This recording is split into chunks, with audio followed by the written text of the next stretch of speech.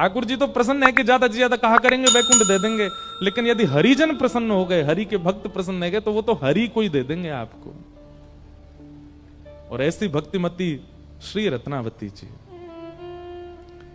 नाभाजी उनको भक्तमाल में भक्त भूप कहते हैं। पृथ्वीराज नृप कुल वधु भक्त भूप रत्नावती, कथा कीर्तन प्रीत भीर भगतन की भावे, महामहोत्सव मुदित नित्य नंद लाल लड़ावे, मुकुंद चरण चितवन भक्ति महिमा ध्वजा धरे, पति पर लोभ न कियो टेक अपनी नाही टरे, भलपन सब विशेष ही आमेर सदा सुन खाजती, पृथ्वीराज नृप कुल वधु भक्त भूप रत्नावती। राजस्थान के आमेर घराने में जन्म हुआ भक्तिमती भक्त भूप श्री रत्नावती जी का। और यहां श्री नाभाजी ने, अब देखो जिनको नाभाजी के बारे में जानना है, जिनको भक्तमाल जी के बारे में जानना है, वो YouTube पर हमारी भक्तमाल सुन लेना। वहां हमने पहले दूसरे दिन पूरी भक्तमाल जी की व्याख्या बताई है। नाभाजी कौन है, भक्तमाल क्या है, जयपुर में हुई थी पिछले साल का, वहां पूरा विस्तार, उसका विस्तार करा तो फिर 2 दिन निकलेंगे। श्री नाभाजी ने उन भक्तों के चरित्र गाए हैं भक्तमाल में, जिन जिन भक्तों के चरित्र उनके नेत्रों के आगे आते रहे, नेत्र बंद करके बैठ गए थे, जो भक्त सामने से आता दिखता उसका चरित्र लिख देते नाभाजी। ऐसा वर्णन आता है कि नाभाजी ने सबके चरित्र लिखे, लेकिन ब्रज भक्तों के चरित्र उनके चिंतन में नहीं आए। तब उन्होंने अपने गुरुदेव श्री अग्रदास जी से कहा, हे गुरुदेव, सबरे भक्त मेरे चित्त में आ रहे हैं, पर ये ब्रज के भक्त मेरे चित्त में क्यों नहीं आ रहे? तब उनके गुरुजी ने कहा कि देखो, तुमने भक्तमाल लिखने के प्रारंभ में भगवान के 10 अवतारों की वंदना की थी। मत्स्य, कूर्म, बराह आदि आदि भगवान के 10 अवतारों का तुमने वर्णन किया। बहुत ध्यान से सुनिएगा। अग्रदास जी बोले, तुमने भक्तमाल के प्रारंभ में भगवान के 10 अवतार का वर्णन किया, तो उन 10 अवतारों की जिन जिन भक्तों ने आराधना की वो तुम्हारे चिंतन में आ रहे हैं। और ये ब्रज वाले जो हैं, कहीं 10 अवतार को पूजे ही ना है, या हमारे तुम्हारे चित्त में नहीं आ रहे। ब्रज वाले तो तब आएंगे जब किशोरी जी को वंदन करोगे। तब श्री नाभाजी ने किशोरी जी का यश गाया, और नाभाजी ने नहीं गाया, अग्रदास जी ने पद गाया। मुझे पद याद नहीं तो सुनाता मैं। किशोरी जी के चरणों की वंदना जब अग्रदास जी ने की, तब नाभाजी के चित्त में सबसे पहले दिखाई दिए श्री हितरवंश महाप्रभु। और महाप्रभु जी का चरित्र लिखने के बाद तब दूसरे नंबर पर दिखाई दिए श्री स्वामी हरदास जी महाराज, और तीसरे में उनको दर्शन हुआ श्री हरिराम व्यास। किशोरी जी की वंदना के बाद फिर ब्रज के भक्त उनके चित्त में आने लगे, और फिर उनकी रचना, उनके लीलाएं भी वो लिखने लगे। भक्तमाल सामान्य ग्रंथ नहीं है। भक्तमाल में वर्णित कई भक्तों के चरित्र ऐसे ऐसे अद्भुत हैं, जिनको पढ़ सुनकर के व्यक्ति का मन कितना भी मलिन क्यों ना हो, पवित्र हो जाएगा। आप हमारे ब्रज वृंदावन में एक चीज देखोगे, जो वहां के साधु महात्मा घूमते रहते हैं ना, उनके गले में देखो कंठी माला, और यहां पे इतने बड़े बड़े ऐसे कंठा से होते हैं, उन पे राधा लिखा होगा, या फिर जय श्री कृष्ण लिखा होगा, जय श्री राम लिखा होगा। अगर वो मोटे और चौड़े हैं तो उनके भीतर भक्तमाल जी हैं, और भक्तमाल पहन के रहते हैं 24 घंटा अपने कंठ में, क्योंकि ऐसी भावना है कि यदि किसी व्यक्ति के प्राण निकल रहे हों और अंतिम श्वास लेते समय भक्तमाल जी यदि छाती पर रखी होंगी, तो भक्तमाल में जितने भक्त हैं वो सब प्रकट होकर के उसको ठाकुर जी के नुकुंज में लेकर के जाएंगे। ऐसी भक्तमाल जी की भावना।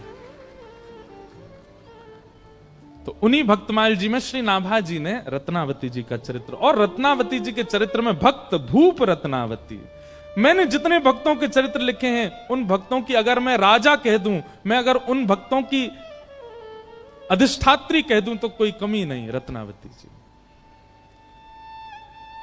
कौन है? रत्नावती महाराज पृथ्वीराज जी की कुलवधू, आमेर के राजा पृथ्वीराज, उनकी बहू हैं, उनकी कुलवधू हैं। पृथ्वीराज जी भी पहले बहुत बहुत वामपंथी थे, बाद में ये भी वैष्णव हो गए। आप लोग वैष्णव का अर्थ क्या लगाते हो? वैष्णव का अर्थ क्या होता है? जो तिलक धारण करे, कंठी माला पहने, तुलसी आराधना करे, एकादशी व्रत करे, नाम जप करे, वो वैष्णव है। ये तो एक परिभाषा है ही। वैष्णव की दूसरी परिभाषा क्या है? सुनिए, जो पुण्य की कामना ना करे, जो देवताओं का यजन अपनी किसी स्वार्थ के लिए ना करे, जो हरि विमुख वस्तुओं को विष के भांति त्याग दे। समझ रहे हैं बात को? जो हरि से विमुख हैं, उनको विष के भांति त्याग दे। वैष्णव कभी पुण्य नहीं करता। वैष्णव आराधना करता, भक्ति करता, सेवा करता, पूजा भी नहीं करता, वो वैष्णव है। तो महाराज पृथ्वीराज जो थे, ये पहले नास्तिक थे, और नास्तिक नहीं थे। एक गुरुजी थे इनके, लेकिन वो गुरुजी तांत्रिक थे। तंत्र विद्या पर इनकी ज्यादा रुचि थी, और इनके गुरुजी का नाम था तारानाथ। बहुत ध्यान से सुनना। परंतु इनकी जो पत्नी थी, वो वैष्णव थी। प्राचीन काल में राजाओं को एक ही चीज दिखती थी, कैसे भी हमारा जो राज शासन है वो बना रहे, उस पर कोई आक्रमण ना करे, और इस राज शासन की रक्षा के लिए जो दायित्व उठाएगा वो हमारे गुरुजी। सब लोग इधर देखो, बहुत सावधानी से सुनो। मतलब गुरु भी स्वार्थ से ही बनाते थे। तो पृथ्वीराज राजा ने तारानाथ जी को अपना गुरु बनाया, लेकिन उनकी पत्नी वैष्णव थी। उनके गुरुजी थे कृष्णदास पेहारी जी। ठीक है, पति पत्नी के गुरु अलग होना, ये इसमें कोई दोष नहीं है। अगर पत्नी हरिदासी है और पतिदेव रामानंदी हैं, या पतिदेव गौड़िया वैष्णव हैं और पत्नी जो है वो हरिवंशी है, कोई दिक्कत नहीं है। दोनों वैष्णव हैं तो अच्छा है। लेकिन दिक्कत हो जाती है जब एक वैष्णव है और दूसरा जो है वो वैष्णव नहीं है, दूसरा या तो नास्तिक है या किसी और पथ का है, तो बहुत दिक्कत होता है निर्वहन करना। इसलिए हम निवेदन करते हैं कि भाई अभी जितने युवा हैं, अगर तुम वैष्णव हो तो भाई घर वालों से ये कह दो, पैसा वाला हो, सुंदर हो, धनवान हो, पढ़ा लिखा हो, ये सब बाद की बात, वैष्णव हो। वैष्णव वैष्णव साथ रहे तो ज्यादा अच्छा है। तो पत्नी तो थी वैष्णव, लेकिन श्री पृथ्वीराज जी महाराज जो थे वो तांत्रिक गुरु जी के चेला थे। कभी बलि चढ़वाते थे उनसे, कभी आधी रात बुलवा करके भिन्न भिन्न प्रकार के हवन करवाते थे, कभी कुछ करवाते, कभी कुछ करवाते। और पृथ्वीराज का तांत्रिक विद्या से राज शासन बचा भी हुआ था। उसको और विश्वास हो गया अपने गुरुजी में। अपने गुरुजी से रोज कहते थे, गुरुजी आप मेरे घर कभी प्रसाद पाने आओ।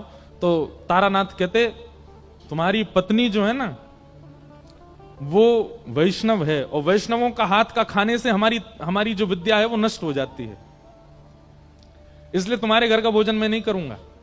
पहले अपनी पत्नी से कहो मुझसे दीक्षा लेवे, मेरी चेली बने, तब मैं आऊंगा घर पे। अब तो घर में पहले कोई विवाद नहीं था, लेकिन अब विवाद होने लगा। क्यों? पृथ्वीराज जी आते और अपनी पत्नी से रोज लड़ते, तुम्हारी वजह से गुरु जी घर नहीं आ रहे हैं, तुम वैष्णव हो, तुम ठाकुर जी की सेवा करती हो, तुम्हारे गुरुजी कृष्णदास पेहारी जी इसलिए गुरुजी नहीं आते, तुम्हारी वजह से हमारा घर जो है गुरुजी के चरणों से नहीं अंकित हो पाया। अब पत्नी कहे मुझे आपके गुरुजी से कोई दिक्कत नहीं, आप किन्हीं को भी भजो, लेकिन अब मैं एक बार दीक्षा ग्रहण कर चुकी, मैं वैष्णव परंपरा में आ चुकी, मैं कैसे त्याग दूं?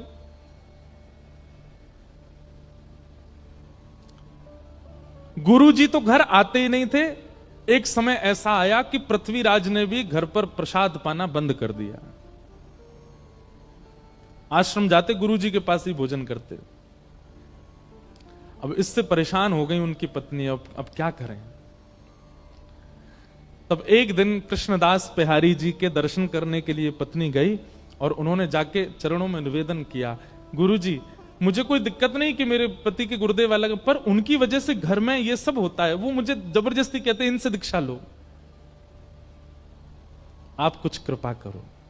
कृष्णदास बिहारी जी ने केवल इतना पूछा, तुम्हारे पति के गुर्दे वैष्णव हैं कि नहीं, ये बताओ। बोले नहीं वैष्णव तो नहीं, वो तो तंत्र विद्या करते हैं, नींबू टांग दो, मिर्ची यूं कर दो, यहां पे ये कर आओ, वहां पे पीछे दिया जलाओ, पीछे मुड़ के मत देखना, ऐसे ऐसे क्रिया करवाते हैं, ये वैष्णव का काम नहीं। और एक बात और बोले आपको, बुरा तो नहीं मानेंगे, आजकल हम सब लोगों का रुझान भी ऐसी जगह बहुत ज्यादा हो गया। कई लोग आते, महाराज जी हम बहुत दुखी हैं, हमारे जीवन में बहुत कष्ट है, तो हम उनसे अगर सीधे कहते नाम जप किया करो, ये महाराज जी कुछ नहीं जानते, यूं कह रहे नाम जप करो। लेकिन उनको एक बात कह दो, सुनो आगामी सोमवार से रात के 12 बजे स्नान करना। अच्छा, फिर कोरे वस्त्र पहनना जो पहले नहीं पहने हों, ठीक है, और बाल गीले ही रहने देना, सुखाना मत, कोई है नहीं ऐसे ही है, बाल गीले रहना। अच्छा ठीक है, गीले रहेंगे, शैम्पू लगाएं कि नहीं, लगा लेना। और फिर एक शुद्ध आसन लेना, उस पर बैठ जाना। अच्छा सीधे बोल दिया आसन पे बैठ के नाम जब, तो भी नहीं, आगे 2 पात्र रखना, एक पात्र में पूड़ी रखना, दूसरी पात्र में रोटी रखना, एक पात्र में अचार रखना, दूसरे पात्र, ऐसे 2-4 आइटम बता दो, और फिर बैठ करके हरे कृष्ण कृष्ण कृष्ण हरे हरे, हरे राम राम राम, इसकी 108 माला करना।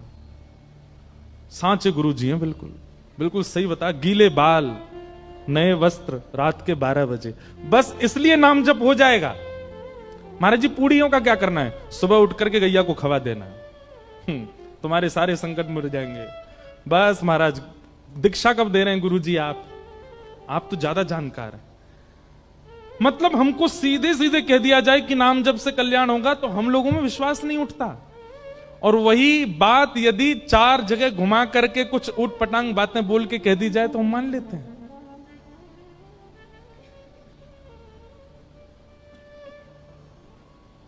एक बार शिवरात्रि पर मैं गया दर्शन करने महादेव के, तो शंकर भगवान पे काली मिर्च चढ़ी हुई थी खूब सारी।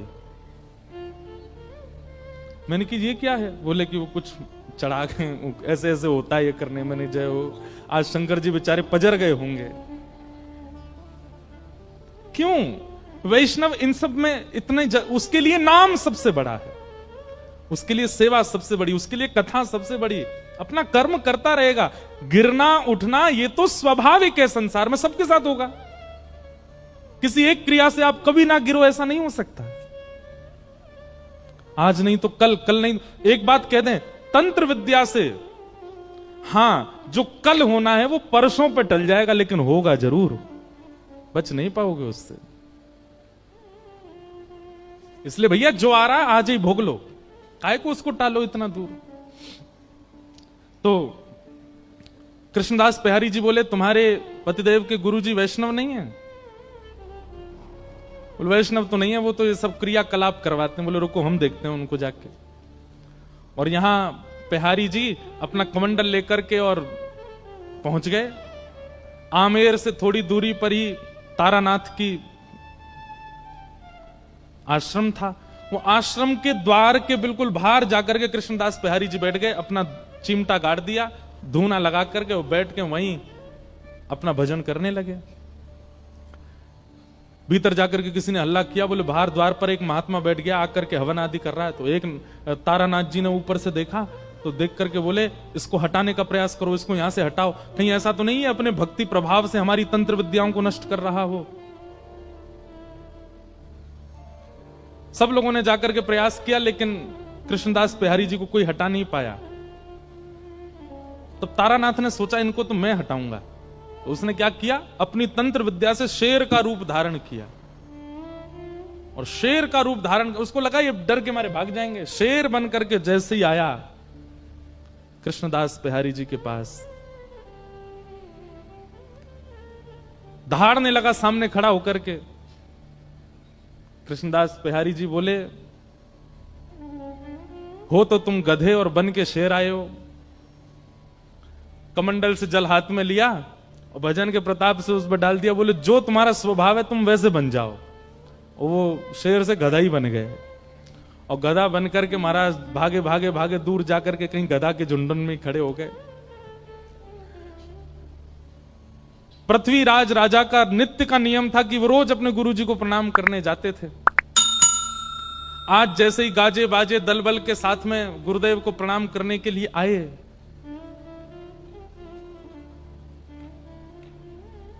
तभी पृथ्वीराज राजा ने देखा कि गुरुदेव के आश्रम के द्वार पर कोई महात्मा बैठा है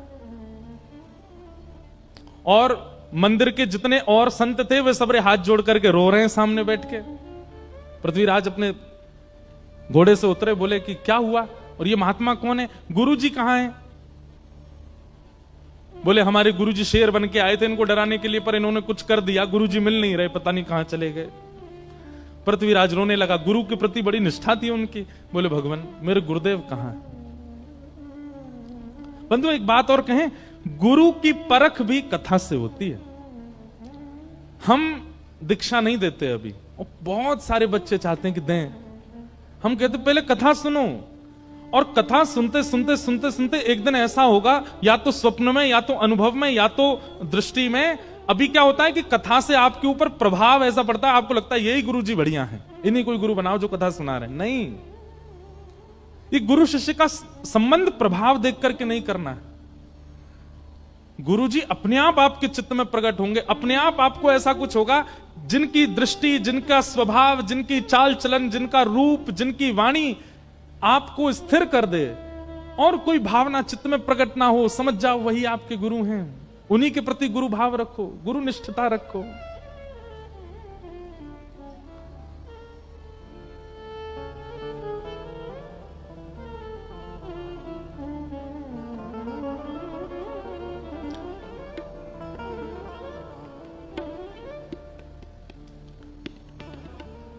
चरित्र, भगवत चरित्र और भक्त चरित्र,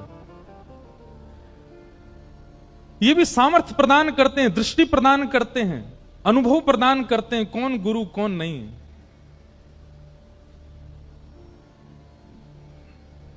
बहुत सावधानी से सुनो।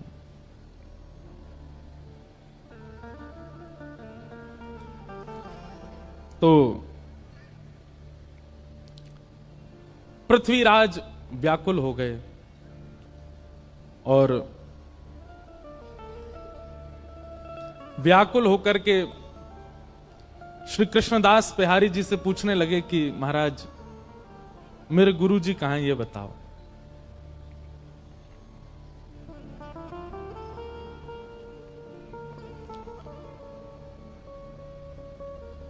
मैं निवेदन कर रहा था कि गुरु बोध भी सत्संग कराता है।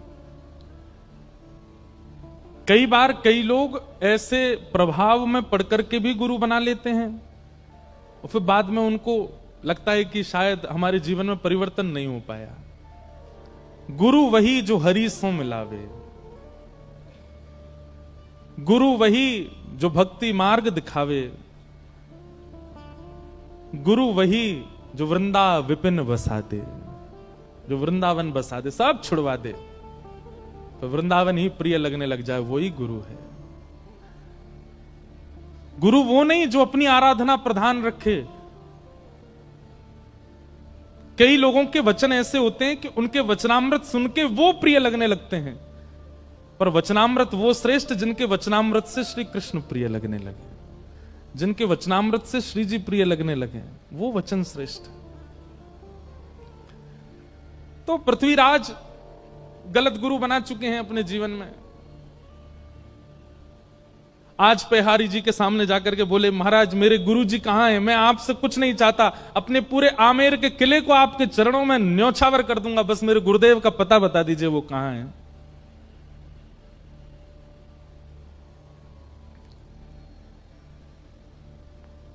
पहरदास जी बोले तुम्हारे गुरुजी अब गधा बन गए हैं, पृथ्वीराज सुनकर के पहले तो गुस्सा हो गया, बोले ये क्या बोल रहे हैं आप? बोले हम सत्य बोल रहे हैं, ढूंढ लो, नहीं तो तुम तो राजा हो, पूरी सेना लगा के ढूंढ लो, तुम्हारे गुरुजी मिल जाएं तो। पृथ्वीराज ने यही किया, पूरी सेना लगा दी, 3 दिन निकल गए लेकिन गुरुजी नहीं मिले। अंत में आके बोले बताइए ना कहां? बोले हम तुम्हें बता रहे हैं, तुम्हारे गुरुजी गधा बन गए। तो बोले गधा बन के भी तो कहीं गए होंगे। बोले गधाओं के झुंड में जाके ढूंढो, मिल जाएंगे। बोले पता कैसे लगेगा? हाँ, ये हमारे गुरुजी हैं। तो तुम्हारे गुरुजी क्या करते थे? कानन में कुंडल पहनते थे, पैरों में कड़ूला, हाथ में कड़ूला पहनते थे। बोले हाँ, जो 4 कड़ूला वाले कान में कुंडल वाला गधा वही तुम्हारे गुरुजी हैं, जाओ ले आओ। पृथ्वीराज गया, गधों की खोज करने लगा। तभी एक दूर गधा बैठा था, नेत्रों से आंसू गिर रहे थे, उसके कानों में कुंडल थे, हाथों में कड़ूला। पृथ्वीराज गिर गया, जय हो गुरुदेव, मेरे गुरुदेव मिल गए। लेकर के पेहारी जी के पास आया। बोले ये आपने क्या कर दिया मेरे को? बोले देखो, हम तुम्हारी नेत्र खोलना चाहते हैं। ये तंत्र विद्या में पड़े हुए और दुनिया भर के इन सब कार्यों में पड़े हुए ये गुरु नहीं हो सकते हैं। गुरु वही जो हरि सो मिलावे। क्षमा कीजिए, एक तो आपकी भी गलती है, आपकी नहीं मतलब हम तो पूरी दुनिया को ही कह रहे हैं, गलती है कि हम गुरु से भी केवल अपनी जिज्ञासाएं ही क्यों पूछते हैं। हमारे घर में सब सुखी हो जाए, सब अच्छा हो जाए, यही याचना क्यों करते हैं? तो भी ये क्यों नहीं कहते कि चलिए भले ही हमारे घर में सब कलेश हैं, हमारे घर में सब व्यथित है, हमारे काम नहीं बनते, पर ये सब छोड़िए, ये बताइए हरि कब मिलेंगे, ठाकुर जी कब मिलेंगे? ये पूछिए।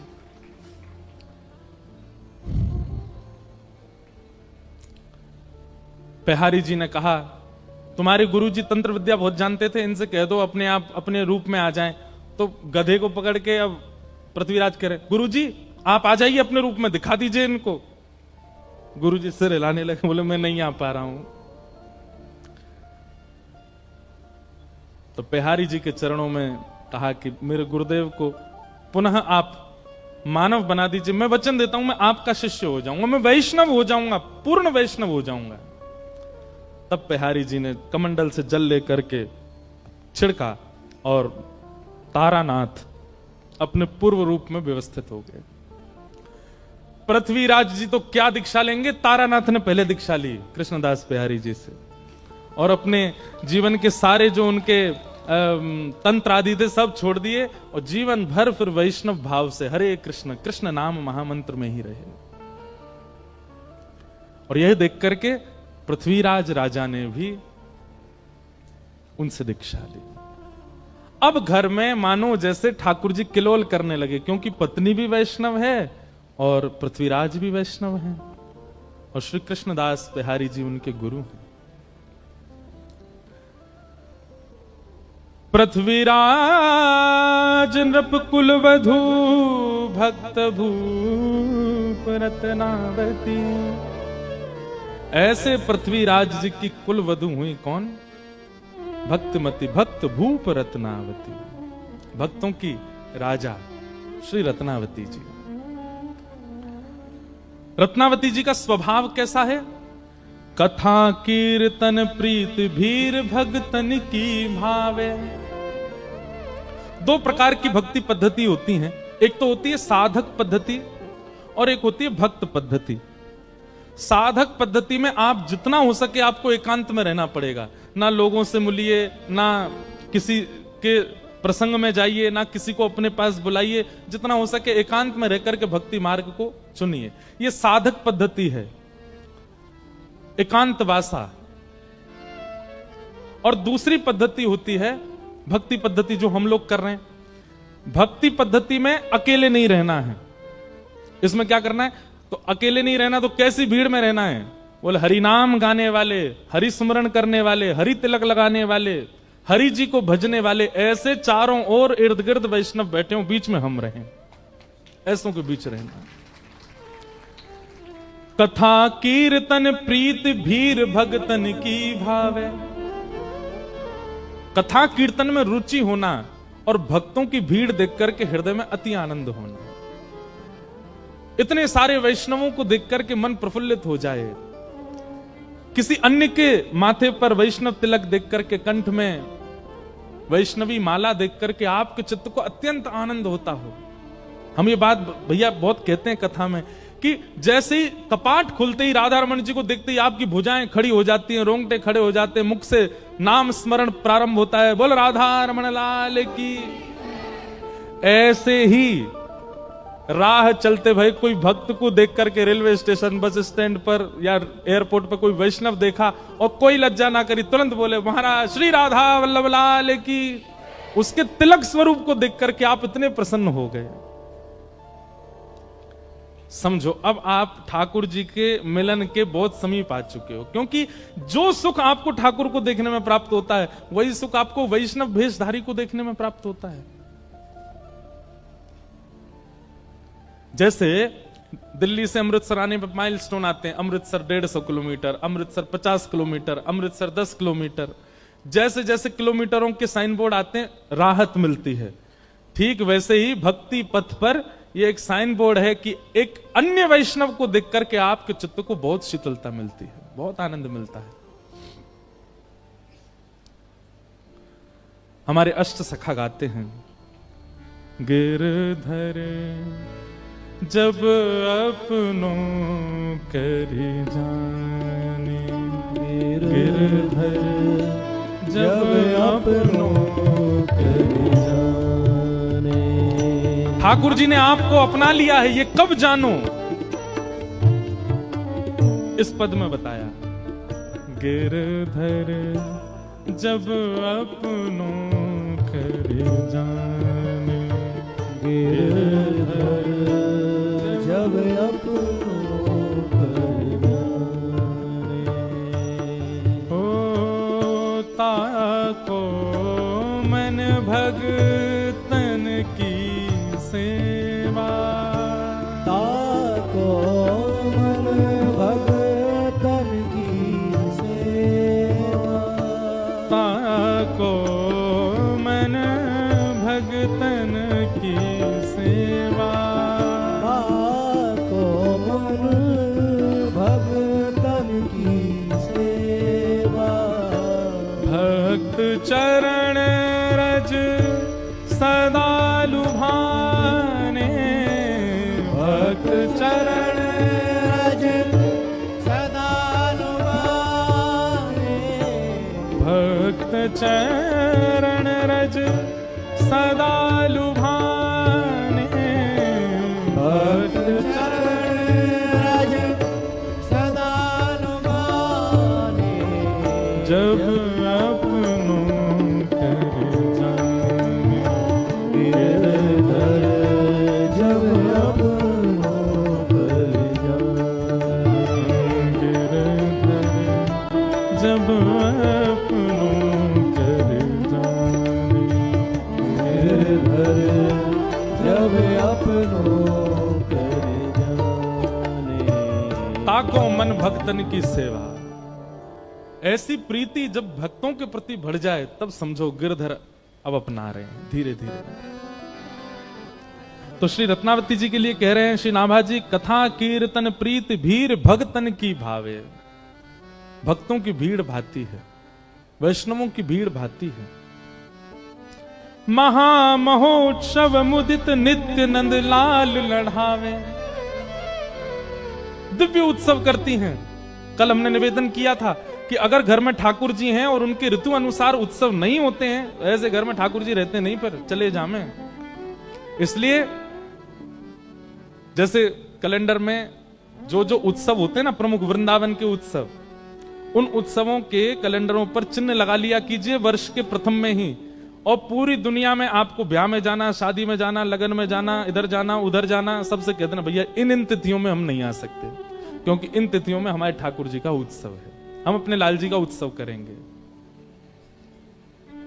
उत्सव करो ठाकुर जी के, मधुर मधुर उत्सव ठाकुर जी को बहुत प्रिय लगता है। और सबसे बड़ी बात, ठाकुर जी श्रम निवृत्त होते हैं उत्सव में, श्रम दूर होता है। नित्य महोत्सव करती हैं रत्नावती। मुदित नित्य नंद लाल लड़ावे। ठाकुर जी को लाड़ लड़ाती हैं, क्योंकि श्री रत्नावती जी के जो गुरु जी हैं वो कौन हैं? गोसाई श्री विठलनाथ जी। अभी चरित्रम सुनेंगे तब पूर्ण व्याख्या करूंगा। श्री वल्लभ कुल के आचार्य श्री गोसाई विठलनाथ जी की आप कृपा पात्र थी, और वल्लभ कुल में ठाकुर जी को लाड़ लड़ाने की सेवा है।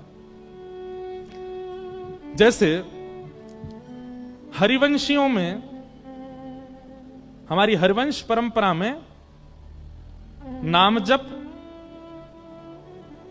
आचार्य प्रणाली का पाठ और निकुंज में प्रिया प्रियतम की सेवा सहचरी भाव से ये प्रधान है। ऐसे ही स्वामी श्री हरदास जी की परंपरा में नाम रज की सेवा, नाम सेवा, निकुंज लता गुलमों की सेवा और प्रिया प्रियतम की सखी भाव से सेवा। लेकिन श्री वल्लभ कुल में ठाकुर जी लाला हैं, छोटे से लाला हैं। इन पे चलो ना जावे हमें चलवानो है, इन पे खायो ना जाए को हमें खवानो है। इनके छोटे छोटे दांत हैं, वहां के अनुसार नरम नरम रोटी बनानी है। अभी गर्मी को समय आ गया तो ठाकुर जी को ऋतु अनुसार ये इत्र लगाना। अन्य संप्रदाय में तो आप कोई भी इत्र कभी भी लगा दो, पर वल्लभ कुल में तो ऋतुओं के अनुसार ये इत्र लगेगा। गर्मी में ठाकुर जी को गुलाबी लगेगा, मोंगरा ही लगेगा, खसका ही लगेगा। सर्दी आ जाएगी तो ठाकुर जी को हिना का लगेगा, ठाकुर जी को कस्तूरी का लगेगा। ये सब भाव रखे जाते हैं वहां पर। इस भाव से सेवा की नेक से लाला है, इसलिए नंद लाल लड़ावे। एक बार का प्रसंग है कि श्रीनाथ जी की सेवा चल रही थी और एक बिल्ली आ गई भीतर गर्भगृह में। तो ठाकुर जी खड़े खड़े, जैसी बिल्ली आई, गुसाई जी श्रृंगार कर रहे थे तो ठाकुर जी बोले, ओए बिल्ली आ गई, बिल्ली आ गई, बिलौटा आगो, जाए भगाओ, जाए भगाओ। गुसाई जी ने बिल्ली भगाई, बिल्ली भगा के बोले, आप त्रिलोकीनाथ हो, आप जगत नियंता हो, पूरा विश्व आपने बनाया, जी बिल्ली वो आपने बनाई हो, यही तो डर रहे हो। भाई मानव डरे तो बात समझ में आती, किसी से बनावे वारो ही डर रहा है। ये सुनते ही ठाकुर जी मंदिर छोड़ के जाने लगे। गुसाई जी पीछे पीछे दौड़े, जय जय कहा अपराध है क्यों, मैंने कहा कर दियो, आप कहां जा रहे हैं? बोले तुम सबरे मुंह को लाला मानो और लाला मान के मेरी सेवा करो, और जब मुंह को लाला मानो है तो फिर लाला को तो डर भी लगे, लाला को तो रोनो भी आवे, लाला को तो भय भी लगे। लेकिन तुम परमात्मा ही मान रहे हो तो फिर परमात्मा की तरह ही सेवा करवाऊंगा अपनी। लाला मानो है तो फिर लाला मान के भजो। वल्लभ कुल में ठाकुर जी को लाला मानते। जन्माष्टमी के दिन बाकी जगह तो नाचेंगे गाएंगे, पर वल्लभ कुल में ऐसे झुंझुना दिखाते हैं ठाकुर जी को। ठाकुर जी के आगे फिर के नहीं घुमाते हैं, ठाकुर जी के आगे गेंद उछालते हैं। क्यों? छोटे से लाला है, ये भाव। तो महामहोत्सव मुदित नित्य नंद लाल लड़ावे, और मुकुंद चरण चितवन भक्ति महिमा ध्वजधारी। रत्नावती जी के लिए कहा गया कि बोलिए कैसी भक्ति है इनकी, बोले ध्वजधारी। ध्वजा दूर से ही दिख जाती है। मतलब एक तो होता है किसी की भक्ति उसके समीप जाकर के पता चली या उसको देख करके पता चली, पर रत्नावती जी की भक्ति तो दूर से ही अनुभव हो जाती थी। जब से रत्नावती जी का आगमन हुआ तब से आमेर के सीमा में प्रवेश करते ही लोगों को भक्ति भावना उत्पन्न होने लग जाती है। ऐसी रत्नावती जी की, इसीलिए उनको ध्वजाधारी कहा। पति पर लोभ न कियो टेक अपनी नहीं टारी।